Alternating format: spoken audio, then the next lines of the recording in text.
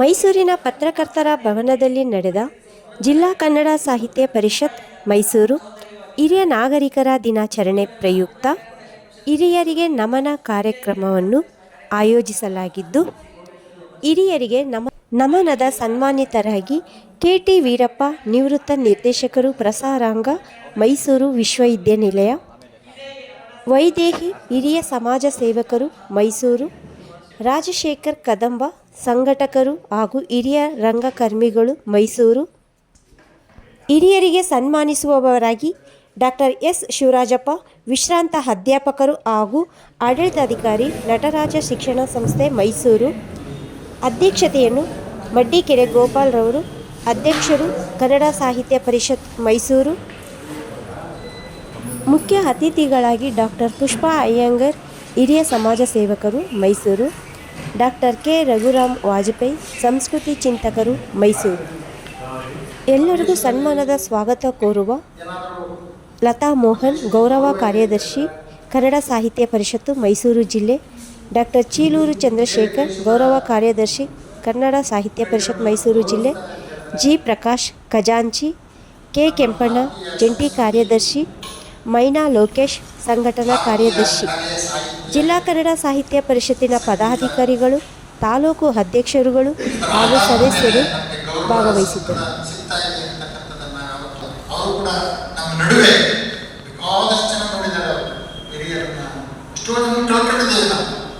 ಕಳ್ಕೊಂಡು ಹೋದ್ಮೇಲೆ ದುಃಖ ಪಡೋಕ್ಕಿಂತ ಇರುವಾಗಲೇ ಗೌರವಿಸ್ತಕ್ಕಂಥದ್ದು ಬಹಳ ಒಳ್ಳೆಯದು. ಕಳ್ಕೊಂಡು ಹೋಗ್ಬಿಟ್ರಲ್ಲ, ನನಗೆ ಇರಬೇಕಾಗಿತ್ತು ಅವರು ಆಗ ಈಗ ಅಂತಕ್ಕಂಥದ್ದಲ್ಲ, ಇರೋ ಗೌರವಿಸ್ಬೇಕು, ಪ್ರೀತಿಯನ್ನು ಗೌರವವನ್ನು ಹಂಚಿಕೊಳ್ಬೇಕು. ಆಮೇಲೆ ಗೌರವ ಕೊಡ್ತಕ್ಕಂಥವ್ರು ಕಡಿಮೆ, ಗೌರವ ತಗೊಳ್ತಕ್ಕಂಥವ್ರು ಜಾಸ್ತಿ ಜನಸಂಖ್ಯೆ ನಮ್ಮಲ್ಲಿ.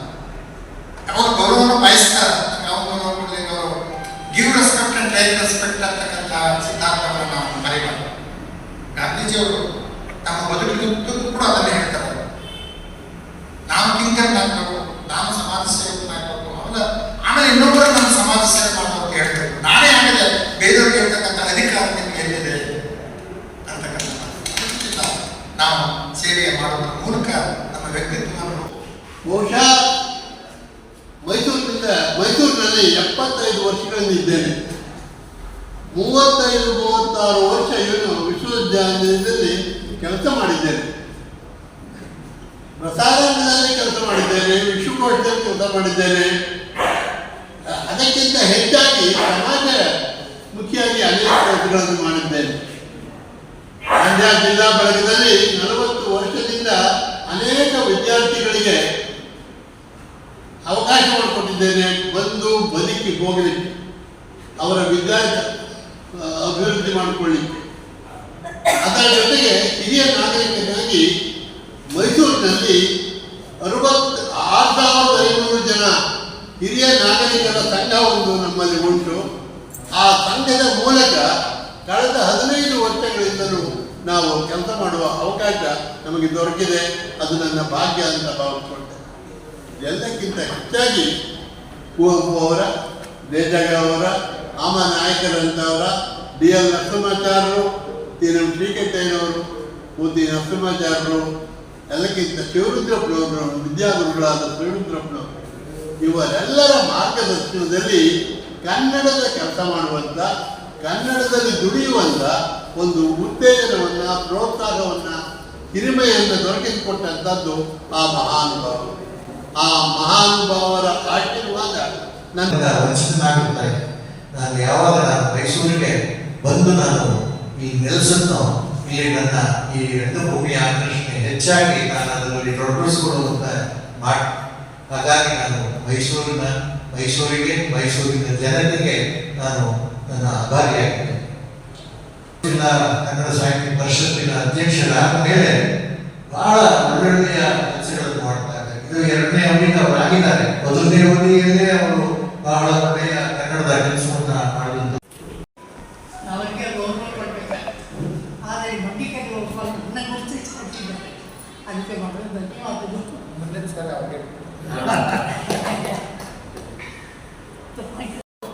ಅವ್ರಿಗೆ ಇವತ್ತು ಬರೋ ಉತ್ಸಾಹ ಇತ್ತು, ಆದರೆ ವೈದ್ಯರ ಬಗ್ಗೆ ಎಲ್ಲೂ ಹೋಗ್ಬಾರ್ದು ಅಂತ ಕೇಳಿದ್ದಾರೆ. ಕಾರಣಾಂತರಗಳಿಂದ ಅವ್ರು ಬರ್ಲಿಕ್ಕೆ ಆಗಲಿಲ್ಲ.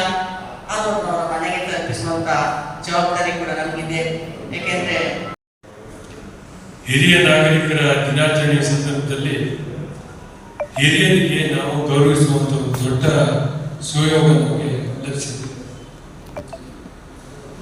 ಬಹುಶಃ ಇದಕ್ಕೆ ಕಾರಣ ನಮ್ಮ ಲತಾ ಮೋಹನ್ ಅವರು ಒಂದು ಸನ್ಮಾನ ಇಟ್ಕೊಳ್ಳೋಣ ಅಂತೇಳಿ ಒಂದು ಪ್ರಸ್ತಾಪ ಬಂದಾಗ ಈ ದಿವಸ ಹಿರಿಯರಿಗೆ ಸನ್ಮಾನವನ್ನ ಮಾಡೋಣ, ಇದು ಒಳ್ಳೆಯ ದಿವಸ, ನಮಗೂ ಶ್ರೇಯಸ್ಸು ಹಿರಿಯ ನಾಗರಿಕ ದಿವಸದಲ್ಲಿ ಈ 2ನೇ ದಿವಸದಲ್ಲಿ ಇಲ್ಲಿ 3 ತಿಂಗಳು ಮಾಡೋ ಸೇವೆ ಏನಿಲ್ಲ, ಇದು ಪವಿತ್ರವಾದ ಸೇವೆ, ಅದರ ಆಕಾರ ಬಂದಿದ್ದೇವೆ ಅಂತ ಪ್ರಾಮಾಣಿಕವಾಗಿ ಅದನ್ನು ಮಾಡಿ ಹೋಗ್ಬೇಕು. ಆ ಸಂದರ್ಭದಲ್ಲಿ ನನಗೆ ಕಣ್ಣು ತೆರೆಯುವ ಕೆಲಸ, ಪ್ರಾಮಾಣಿಕವಾಗಿ ಅಲ್ಲಿ ಸೇವೆಯನ್ನು 3 ತಿಂಗಳ ಕಾಲ ಮಾಡಿದೆ.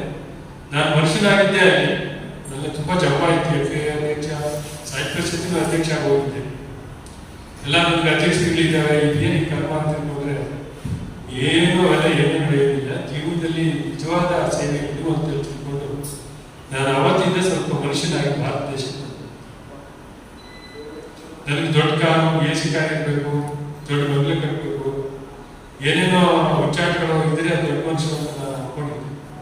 ಅವು ಯಾವುದೂ ಅಲ್ಲ, ನಿಜವಾಗ ಸೇವೆಯನ್ನು ಮಾಡ್ತಕ್ಕಂಥದ್ದು ಮನುಷ್ಯನಿಗೆ ಒಬ್ಬ ಮನುಷ್ಯನಾಗಿ ಮನುಷ್ಯನ ಸೇವೆಯನ್ನು ಮಾಡಬೇಕು ಅಂತೇಳಿ ಆ ಸಂದರ್ಭದಲ್ಲಿ ನನ್ನ ನೆನಪಿ ಬಂತು.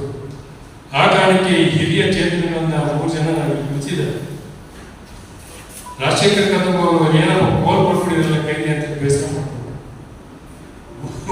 ಗುಡ್ಡು ಅಂತಂದ್ರೆ ಯಾವುದನ್ನೇ ಮನಸ್ಸಿಗೆ ಹಚ್ಚಿಕೊಳ್ಳದೆ, ಯಾರ ಮೇಲೂ ದ್ವೇಷ ಮಾಡದೆ, ಯಾರ ಮೇಲೂ ಅಸೂಯೆ ಕೊಡದೆ ಪ್ರೀತಿಯಿಂದ ಕಾಣುವಂತ ಕೆಲಸ ಇರಲಿಲ್ಲ. ಹಾಗಾಗಿ ಅವರು ವೈದ್ಯಕೀಯರು, ದೇಹಾರೋಗ್ಯವನ್ನು, ಮಾನಸಿಕ ಆರೋಗ್ಯವನ್ನು, ಸಮಾಜದ ಆರೋಗ್ಯವನ್ನು ಕಾಪಾಡಿಕೊಂಡು ಬರ್ತಾ ಇದ್ದಾರೆ.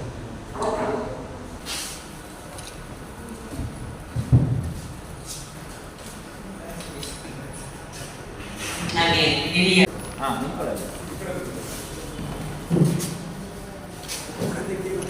ನಾಡು ನುಡಿಯ ಬಗ್ಗೆ ಅಪಾರವಾದ ಒಲವನ್ನು ಇಟ್ಕೊಂಡಿರುವಂತಹ ಪುಷ್ಪ ಅವರಿಗೆ ನಾನು ತುಂಬ ಹೃದಯದ ಧನ್ಯವಾದಗಳನ್ನ